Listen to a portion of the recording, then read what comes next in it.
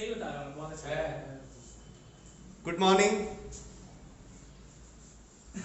उम्मीद करते हैं ठीक ही होंगे। ओके, सो प्रीवियस लेक्चर में हम लोगों ने वॉल्यूम, वाई मैप, वॉल्यूम से रिलेटेड क्वेश्चंस किया था, वाई मैप पढ़ा था।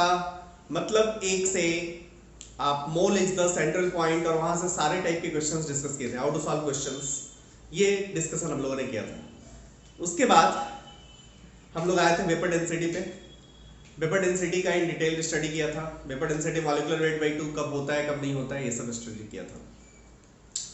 Today we are going to deal with a new topic, that is percentage composition of a compound.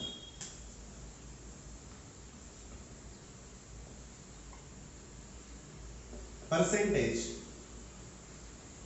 Composition. Okay, कोई भी आप कंपाउंड लेते हो, जैसे CH4 लेते हो, CH4 का ही जब आप बात करते हो, इसके कंपोजिशन को रिप्रेजेंट करने का दो तरीका जनरली यूज किया जाता है, परसेंटेज कंपोजिशन ऑफ कंपाउंड्स। कोई भी आप सब्सटेंस ले रहे हो, let's suppose you are taking CH4, then इसके कंपोजिशन को रिप्रेजेंट करने का एक तरीका तो होता है जो मोल में आप करते हो। 1 मोल ऑफ CH4 आपको चीख के इंफॉर्मेशन देता है कि इसमें 1 मोल कार्बन है and 4 mole hydrogen. Means composition के बारे में जो आप बता रहे हो, उस कंपोजिशन के बारे में आप मोलर इंफॉर्मेशन दे रहे हो, मोल के बारे में इंफॉर्मेशन दे रहे हो। एक दूसरा तरीका जो एडॉप्ट करते हैं लोग, वो परसेंटेज कंपोजिशन बाय मास और वेट लोग देते हैं। परसेंटेज कंपोजिशन बाय मास का मतलब क्या होगा, इसको थोड़ा समझने की कोशिश करते हैं। जैसे आप कोई सा भी सब्सटेंस है, किसी भी सब्सटेंस में या कोई भी कंपाउंड है, तो कुछ एलिमेंट से मिलकर बना है। जैसे CH4 की बात करें तो कार्बन से मिलकर बना है, कार्बन एंड हाइड्रोजन से मिलकर बना है। CO2 की बात करें, कार्बन एंड ऑक्सीजन से मिलकर बना है। C2H5OH की बात करें, कार्बन हाइड्रोजन एंड ऑक्सीजन से मिलकर बना है। सो उस कंपाउंड के मास में, किसी भी सैंपल के मास में कितना एलिमेंट का मास परसेंटेज है, उसी को हम लोग बोलेंगे percentage composition by mass. Percentage composition of elements by mass. मतलब CH4 है, CH4 में 2 एलिमेंट है, कार्बन एंड हाइड्रोजन। कितना उसमें कितना मास परसेंट कार्बन का है एंड कितना मास परसेंट हाइड्रोजन का है, इन दोनों को आप कर दोगे तो आपको पता चल जाएगा कि उसका मास परसेंटेज ऑफ कंपोजिशन क्या है। अब मास परसेंटेज कंपोजिशन निकालेंगे कैसे, इसकी हम लोग डिटेल स्टडी करते हैं। जैसे सबसे पहले बात करें, किसी भी एक क्वेश्चन, बहुत सिंपलेस्ट क्वेश्चन ही लेते हैं, तो आप लेट्स सपोज CH4 की बात करें। हमने एक सैंपल लिया CH4 का। सैंपल कितना लिया, sample of CH4 pure compound लिया, कितना लिया ये आपकी मर्जी है, बट सिंपलेस्ट पॉसिबल, मैं आगे चल के सैंपल का मास चेंज करूंगा। सिंपलेस्ट पॉसिबिलिटी मैंने लिया कि चलिए 1 मोल सैंपल यहाँ पे उठाया। 1 मोल सैंपल ऑफ CH4 का मास कितना होगा। सो आप बोलोगे कार्बन का और हाइड्रोजन का सबका मास आप बता दीजिए, या मोलर मास बता दीजिए, तो 1 मोल सैंपल का मास हम लोगों ने निकालना सीखा है। कार्बन का मास, हाइड्रोजन का मास, मतलब सबका आप कर दो तो मोलर मास ऑफ CH4 निकल जाएगा। मोलर मास ऑफ CH4 या 1 मोल का मास पहले भी आपने निकालना सीखा है। यहाँ पे हम लोग देखें तो एलिमेंट्स का एटॉमिक मास ले रहे हैं, so we are taking molar mass of CH4। Exact value मैं लेने की कोशिश कर रहा हूँ। मोलर मास ऑफ CH4 ये कितना हो जाएगा, आप बोलेंगे कार्बन का 1 है, सो कार्बन का 12.01। ओके, हाइड्रोजन की बात करें 1.008 into 4, ये हो जाएगा। मोलर मास आपने लिखा है, so you will write gram per mole. Clear to all of you. इसको कैलकुलेट करें,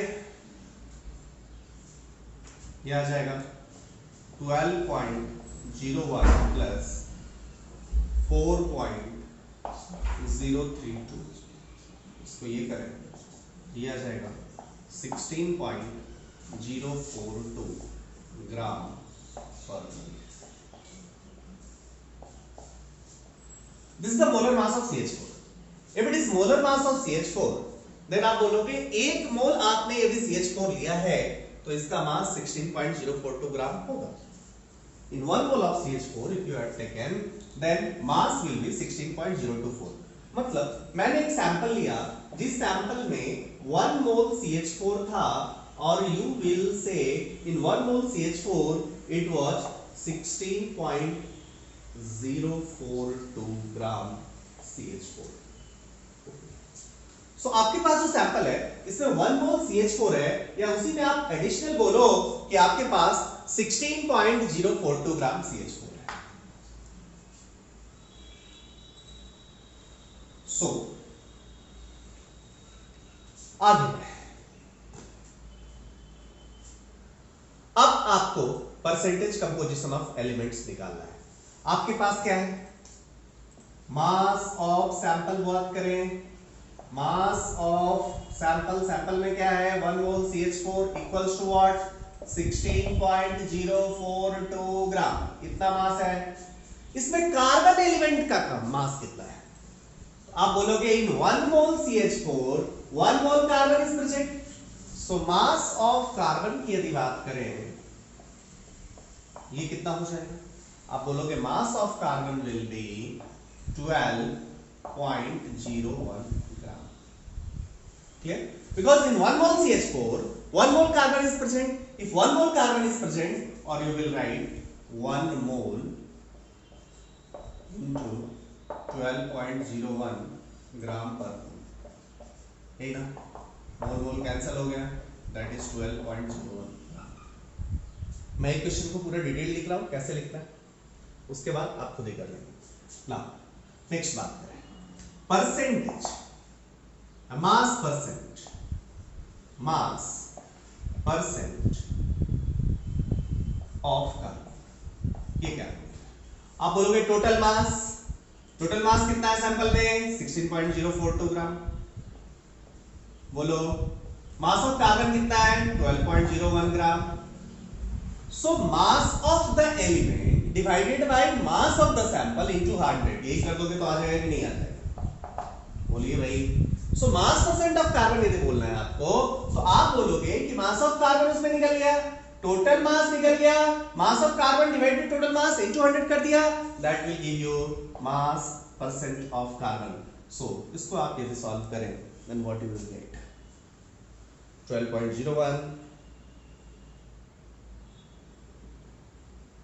12.01 16.042, it will come at 74.86%.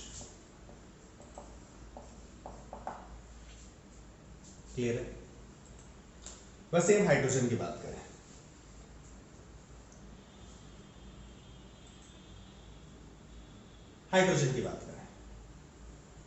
Mass percent of carbon निकल गया। Now come to mass percent of hydrogen element. तुरंत in 1 mole CH4 number of mole of hydrogen कितना हो गया 4। So mass of hydrogen present in 1 mole CH4 equals कितना, आप बोलोगे 4 मोल into कितना 1.008 ग्राम पर मोल। आप कहेंगे क्यों आप कॉम्प्लेक्स कर रहे हैं, नो प्रॉब्लम, आप 1 लेके भी करें, कोई दिक्कत नहीं है, ऑब्जेक्टिव एग्जाम्स के लिए सब सेम है, लेकिन मैं पहला क्वेश्चन डिस्कस कर रहा हूँ इसलिए मैं सब कुछ करेक्ट रख रहा हूँ, ऑब्जेक्टिव एग्जाम के लिए नहीं। आप सब्जेक्टिव या कहीं भी जाएं, आप सब्जेक्टिव एग्जाम में दें तो सब कुछ करेक्ट लिखें। यहाँ पे एलिमेंट्स में बोल रहा हूँ, नॉट एटम्स। जब एलिमेंट बोल रहा हूँ तो एलिमेंट में आइसोटोपिक एबंडेंस भी आएगा, उसके कारण आपको परसेंटेज लेना पड़ेगा, लेकिन आपको पता है कि बहुत कम का डिफरेंस है, इसलिए जब ऑब्जेक्टिव एग्जाम आप सॉल्व करोगे तो कोई फर्क नहीं पड़ेगा। सो चलिए यहाँ पे क्या आ जाएगा 4.032 ग्राम। It's okay. देन अब हम लोग परसेंटेज मास परसेंट निकाल रहे हैं। मास परसेंट ऑफ हाइड्रोजन, ये कितना आ जाएगा? हाइड्रोजन का मास 4.032 gram divided by total mass 16.042 gram into 100 करके देखिए। आप जब इसको करेंगे तो ये आ जाएगा, पिछला वाला आया था 74.86%, ये था कौन? कार्बन का। हाइड्रोजन का हाइड्रोजन का 4.032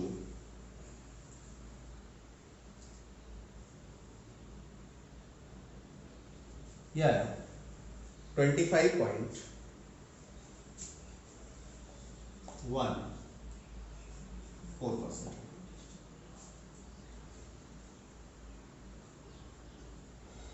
clear to all of you? अब आप क्लियरली देखोगे मैंने क्यों लिखा है, बिकॉज CH4 एलिमेंट यदि आप लो, in CH4 element there are in CH4 molecule और CH4 कंपाउंड, अब बोलोगे दो टाइप के एलिमेंट्स थे, element 1 is carbon, element 2 is hydrogen. दो टाइप के एलिमेंट ही उसमें प्रेजेंट थे। यदि दो टाइप के एलिमेंट उसमें प्रेजेंट होंगे,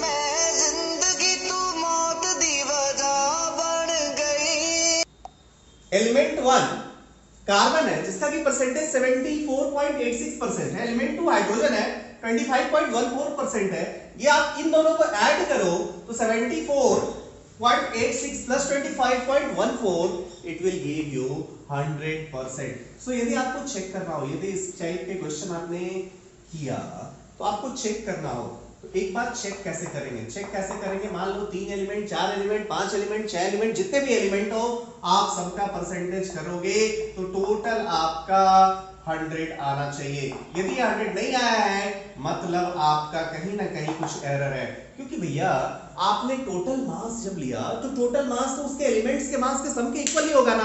और जब आप सबका परसेंटेज लोगे तो ये मिला के तो 100 आना ही चाहिए। सो ये रियलिटी चेक हम लोग ऐसे ही करते हैं कि जब आप क्वेश्चन सॉल्व कर लिए हैं तो वेदर क्वेश्चन इज राइट और रॉन्ग, स्कूल एग्जाम्स में आप जब सॉल्व करेंगे तो आपको ऐसे ही चेक करना होगा कि सबका सम 100% आया मतलब सही है, नहीं आया मतलब गलत है। It's okay. एक और एग्जाम्पल हम लोग डिस्कस करें।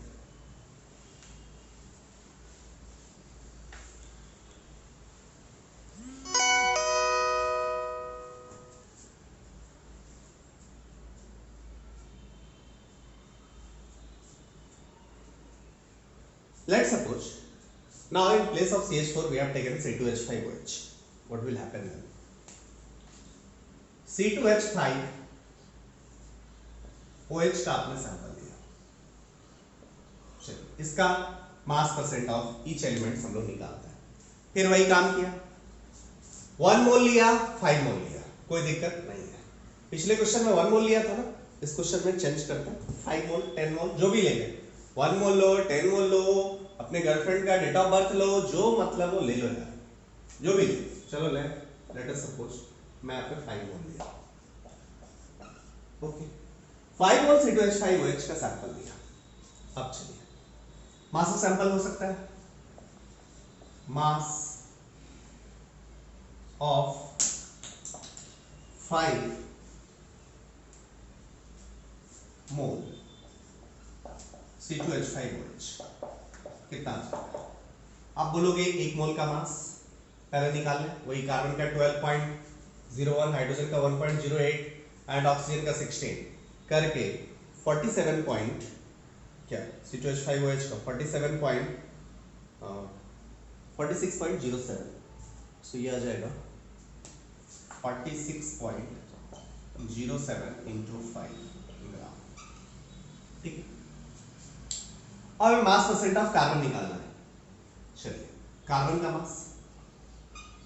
मास of carbon in the sample कितना हो गया बहुत आसान, मास ऑफ कार्बन 1 मोल लेते तो 2 मोल कार्बन था, बट सैंपल में कितना है 10 मोल कार्बन, सो कितना आ गया 10 मोल इंटू 12.01 ग्राम पर मोल, 1 मोल का 12.01 ग्राम है कितना 10 मोल, कैंसल हो गया, ये कितना आ गया आप बोलोगे दिस वन इज 120.1 ग्राम, बहुत अच्छी बात है। सो या आप इसको भी रहने दो, आपको पता भी चलेगा 12.01 इंटू 10 ग्राम ही रहने दो, आपको पता चलेगा कि सैंपल साइज से इंडिपेंडेंट हो गया। चलिए अब हम लोग मास परसेंट लिखें, मास परसेंट ऑफ कार्बन क्या आएगा भैया, पहले मास परसेंट ऑफ कार्बन, इस सैंपल में कार्बन का मास कितना, दिस वन इज 12.01 इंटू 10 ग्राम, इस सैंपल में टोटल मास कितना 46.07 इंटू 5 ग्राम, 100 से मल्टीप्लाई कर देंगे तभी तो परसेंटेज आएगा इंटू 100%, चलिए gram gram cancel, now this one is, अब आप देखोगे यहाँ 5 है यहाँ 10 है, कैंसल कर दिया, ये क्या आ गया 12.01 इंटू 2 डिवाइड बाई 46.07, याद आया होगा आपको कुछ, आपने यदि इसको लिखा कि मास ऑफ कार्बन, यदि इसी की बात करें C2H5OH की बात करें तो यहां 2 मोल कार्बन था ना, 2 मोल कार्बन का मास कितना हो जाएगा 12.01 इंटू 2 डिवाइड बाई मोलर मास 46. मतलब आप यदि 1 मोल का भी सैंपल लेते तो 1 मोल में 2 मोल कार्बन होता तो मास ऑफ कार्बन 12.01 इंटू 2 ग्राम होता and mass of the sample 46.07 ग्राम होता।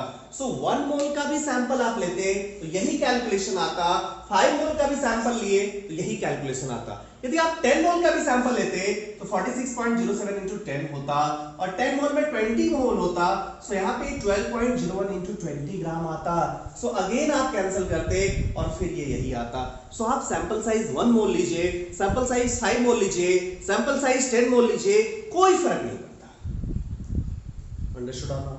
सो ये हो जाएगा 12.01 इंटू 2 डिवाइड बाई 46.07, इसीलिए सैंपल साइज आप क्या ले कोई फर्क नहीं पड़ेगा। सो हम लोग क्या ले लेते हैं जनरली 1 मोल ले लेते हैं, कोई अंतर ही नहीं पड़ता, तो वो सिंपलेस्ट पॉसिबल कैलकुलेशन होगा, क्लियर है। सो हम लोगों ने मास परसेंट निकाला, ये मास परसेंट आ कितना रहा है,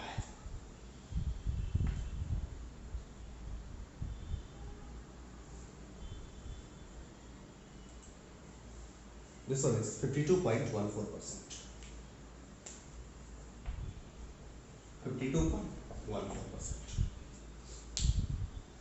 अब चले हम लोग सेम हाइड्रोजन या ऑक्सीजन किसी का भी निकाल लें, आपको पता है तीनों का मिला के कितना होना है, तीनों का मिला के 100% होना है, ये आपको पता है।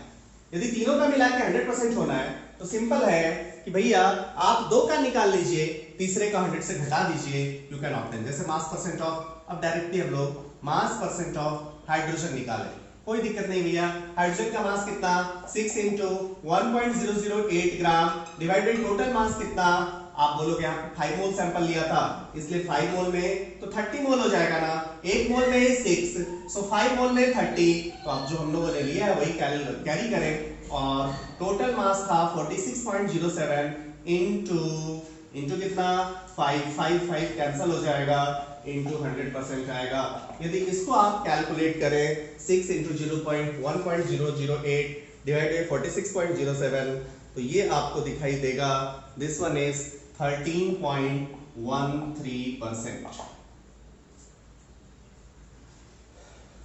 यहाँ ग्राम होगा, ग्राम ग्राम will be cancelled.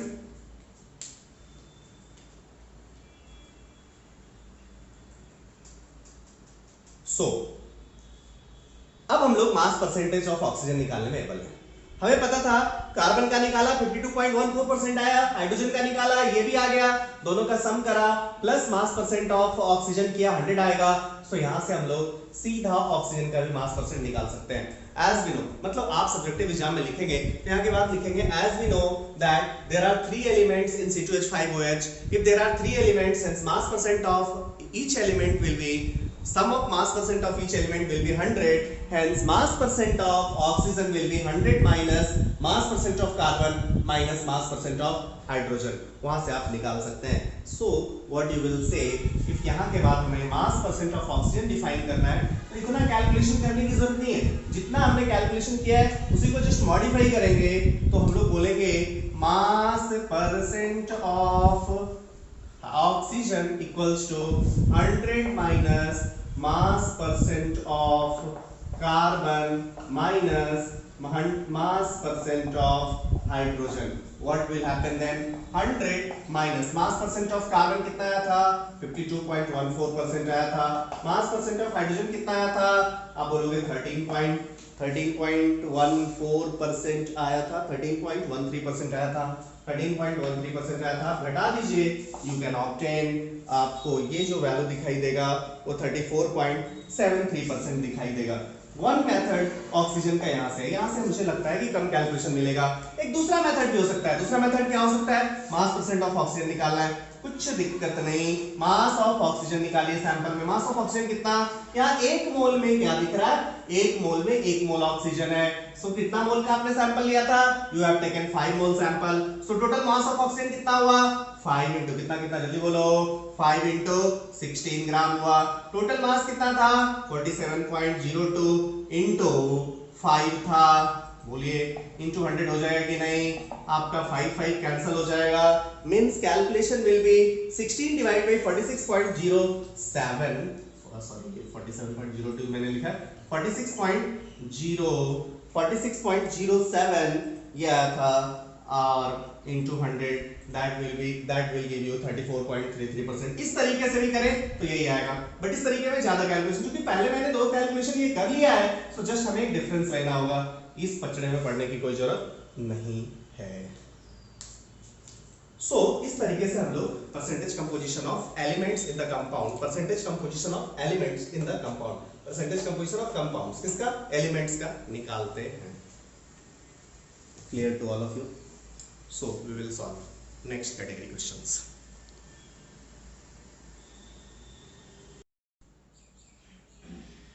See the question, next question which you have to solve.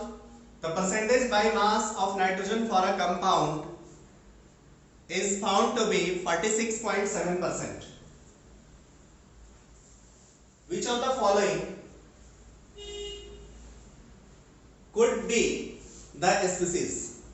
Option A is N2O, option B is N2O5, option C is NO2, and option D is NO. First,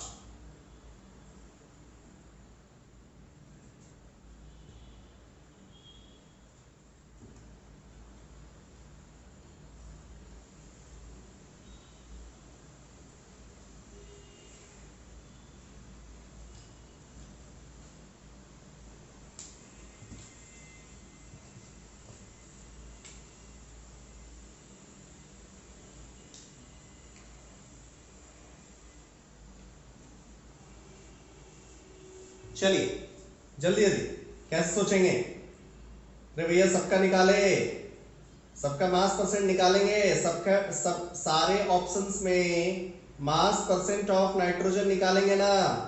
और मास percent of nitrogen निकालोगे, जहां भी 46.7% आएगा आपका answer हो जाएगा. Strategy for this question is clear. सब में मास परसेंट ऑफ नाइट्रोजन निकाला, जिसमें 46.7% हो जाएगा, that will be your probable answer.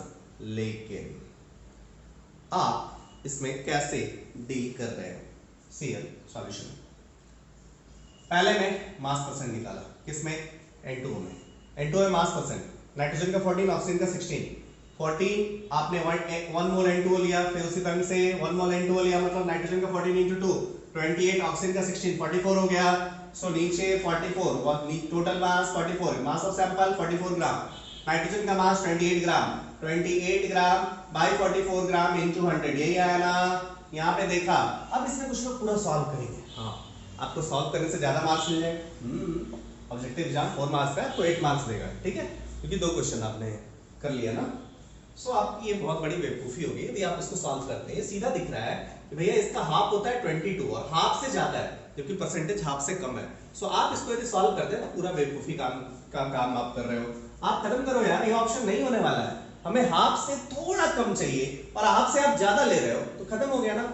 अब इसकी बात करें तो ये कितना है 28 बाय टोटल कितना हो जाएगा 28 प्लस 80 108। आपको पता है हाफ से बहुत कम दिख रहा है, सो ये भी नहीं हो सकता, ये भी नहीं हो सकता। What about C? सी मुझे दिख रहा है ये 14 होगा डिवाइडेड बाय ये कितना 32 46, ये भी दिख रहा है अराउंड बाय 3 33% चला जाएगा, ये भी होने वाला नहीं है। ये भी अराउंड 25% क्या आ जाएगा, ये भी होने वाला नहीं। अराउंड मैं बोल रहा हूं, आई एम नॉट टेलिंग कि ये उतना ही आएगा।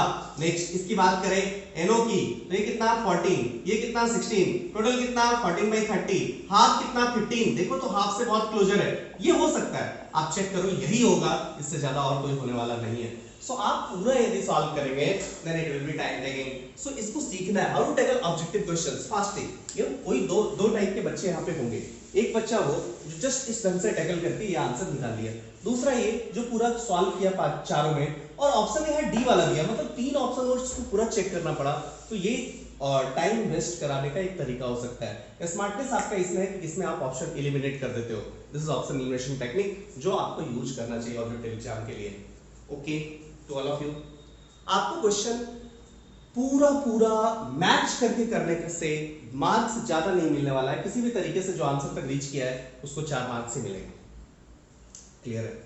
सब्जेक्टिव के बाद हमने एक ऑब्जेक्टिव आपके सामने रखा, और ऑब्जेक्टिव एग्जाम में कैसे फास्टली आंसर्स डील करने हैं ये आपको अभी मैं सिखा रहा हूँ।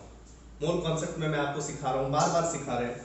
ये बातें हर चैप्टर में नहीं करी जाएंगी, एक चैप्टर में करा गया, इसके बाद ये वेल नोन समझा जाता है कि आपको समझ में आ गया कि कैसे आपको जल्दी से जल्दी आंसर्स तक रीच करना है। अभी आप अपने तरीकों को मॉडिफाई करिए, अभी सीखने का टाइम है। Okay, so moving to our next question.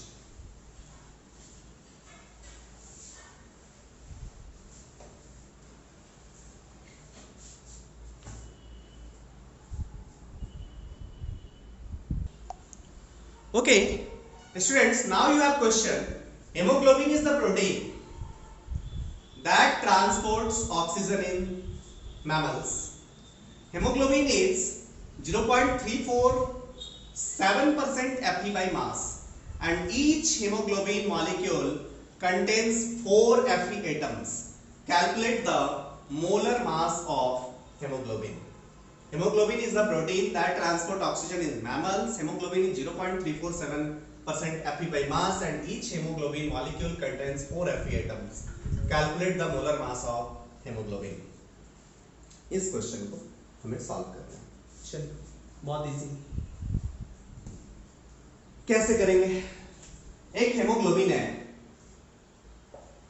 इसका हमने माना कुछ मॉलिक्यूलर फॉर्मूला, उसमें मुझे नहीं पता कि और एलिमेंट्स क्या क्या है, लेकिन ये जरूर पता है इसमें 4 Fe एटम्स है।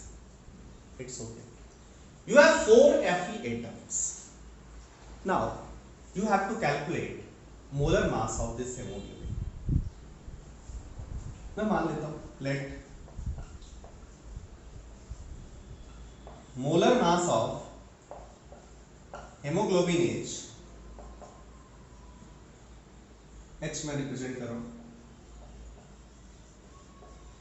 Haemoglobin is M gram per mole. M का वैल्यू निकालना है। चलिए, अब आपने क्या किया, मास परसेंट ऑफ Fe था, तो आप Fe का मास परसेंट यहां निकालने की कोशिश करें। Fe का मास परसेंट कैसे निकालेंगे?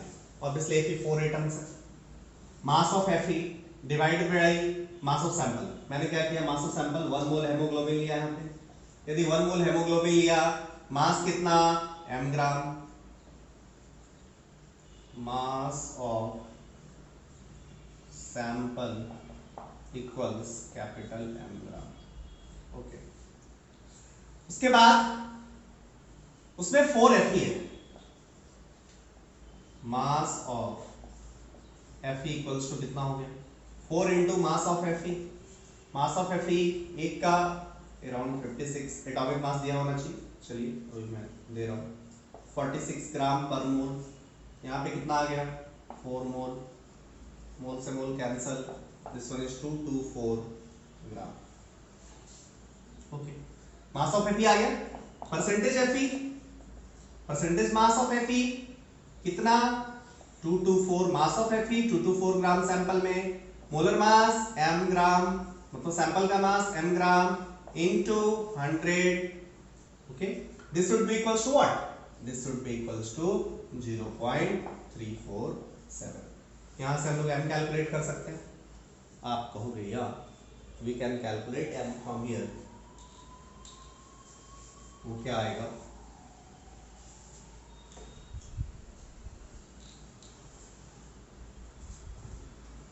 m जो यहां से आपको दिखेगा वो 224 इंटू 100 डिवाइडेड बाई 0.347 दिखेगा। क्लियर है? सो यदि इसका आप कैलकुलेशन करें,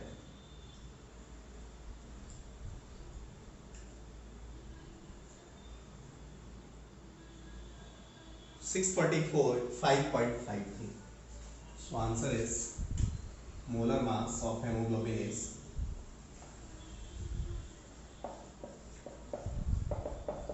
645.53 gram per mole.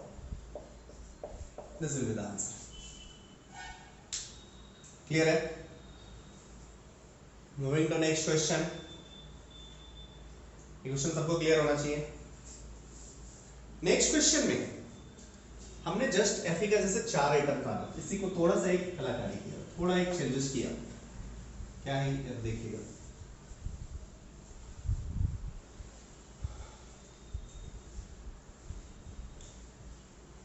just one simple change. What is this change? मैंने लिया हाइपोथेटिकल मॉलिक्यूल, आगे एक क्वेश्चन आपको और मिलेगा।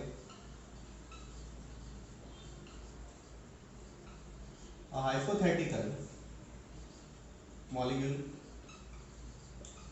क्या X मान लिया, कंटेन्स 2.8% Fe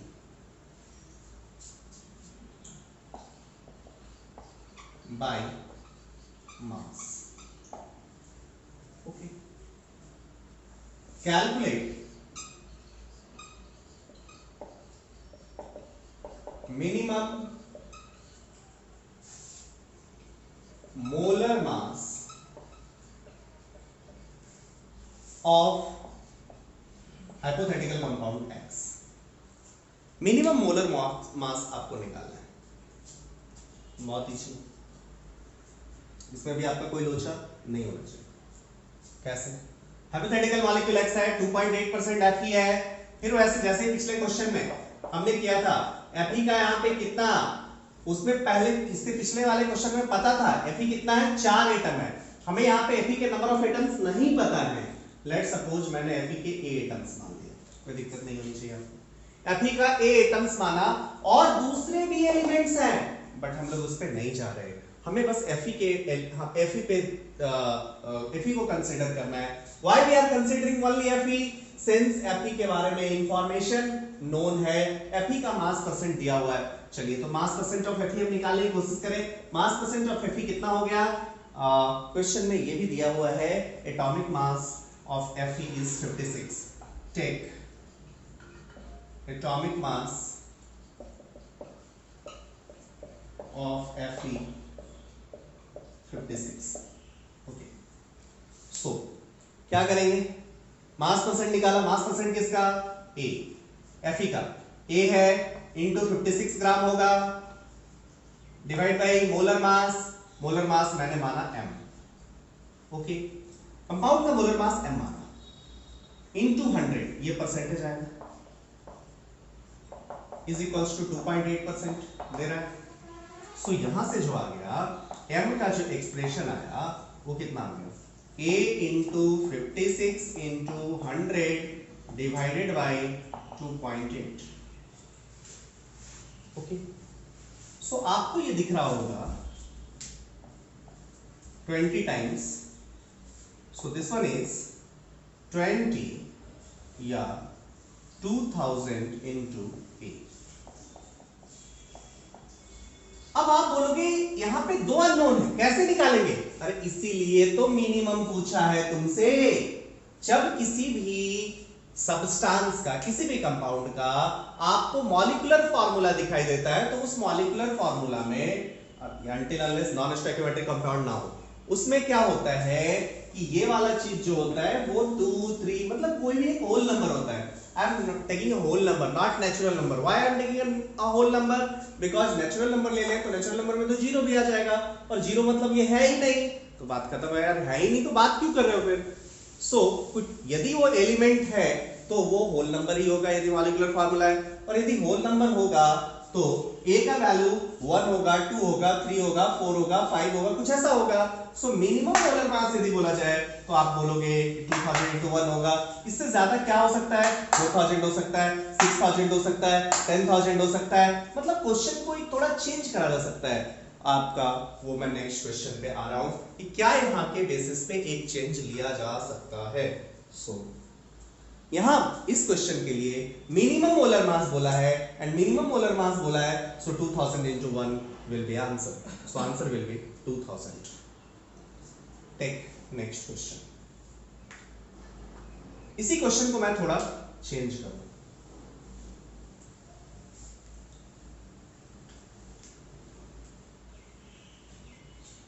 क्या चेंज करूं? मिनिमम वर्ड था, हटा दिया।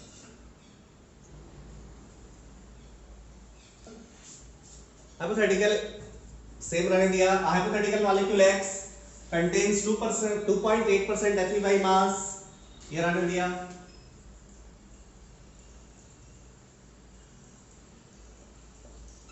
Possible molar mass of X is option A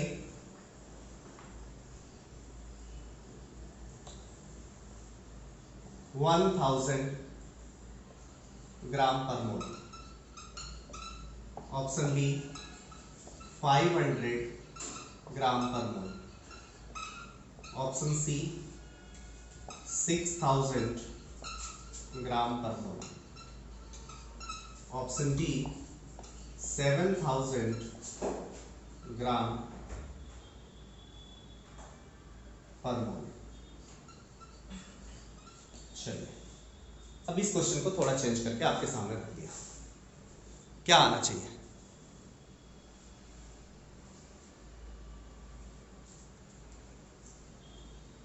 जल्दी। आप बोलोगे बहुत इजी है। कैसे इजी है? अभी आया था ना, मैंने क्वेश्चन को सॉल्व तो किया था, और मैं आंसर कर दिए होंगे आप लोग। अरे बोलो भैया, ट्राई करो। मोलर मास जो आया था सॉल्व करके वो 2000 into A आया था, and A will be whole number. मतलब A होल नंबर होगा, मतलब A का वैल्यू 1 हो सकता है, 2 हो सकता है, 3 हो सकता है, 4 हो सकता है, यही सब हो सकता है ना।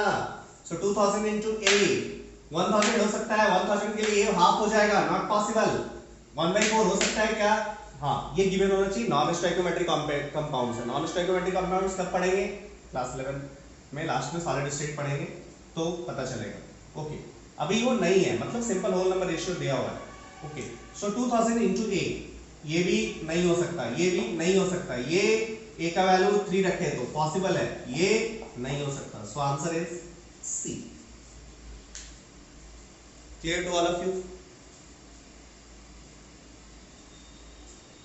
सो हम लोगों ने परसेंटेज मास, परसेंटेज कंपोजिशन से रिलेटेड क्वेश्चंस देखा, क्या क्या पॉसिबिलिटीज हैं उनको चेकआउट किया। नाउ हमें नेक्स्ट टॉपिक जो पढ़ना है that is empirical formula. Empirical formula में भी परसेंटेज कंपोजिशन का हम लोग यूज करते हैं। एम्पिरिकल फार्मूला निकालने का तरीका क्लास 10 में आप लोगों ने, आईसीएसई वाले लोगों ने क्लास 10 में, और सीबीएसई वाले लोगों ने क्लास 9 में यदि एडवांस में आपको बताया गया है, तो एम्पिरिकल फार्मूला वगैरह आपको निकालने के लिए सिखाया गया। उसमें पूरा चार्ट वार्ट यूज करने के लिए आपको बताया गया था कि ऐसे ऐसे निकालते हैं। हम लोग भी बहुत सारा स्टेप्स, जिनको नहीं भी आता कोई दिक्कत नहीं, आपको रिवाइज भी नहीं करना है, हम एक सारा कुछ मैं ही करा दूंगा। तो कैसे निकालते हैं, क्या निकालते हैं, what should be the steps, but हम लोग वो चार्ट वाले तरीका को प्रेफर नहीं करेंगे, दूसरा तरीका से लेंगे, वो परसेंटेज कंपोजिशन यूज करेंगे, वो मुझे बेटर लगता है। बट प्रॉब्लम ये है कि वो कभी लगेगा और कभी नहीं लगेगा। परसेंटेज कंपोजिशन से उस क्वेश्चन को कब सॉल्व करेंगे, कब नहीं करेंगे, ये हम लोग नेक्स्ट लेक्चर में बात करेंगे। इसमें क्या है कि मैं क्वेश्चंस को दो पार्ट में क्लासिफाई कर दूंगा, एक जिसमें कि ये लगेगा और दूसरा नहीं लगेगा।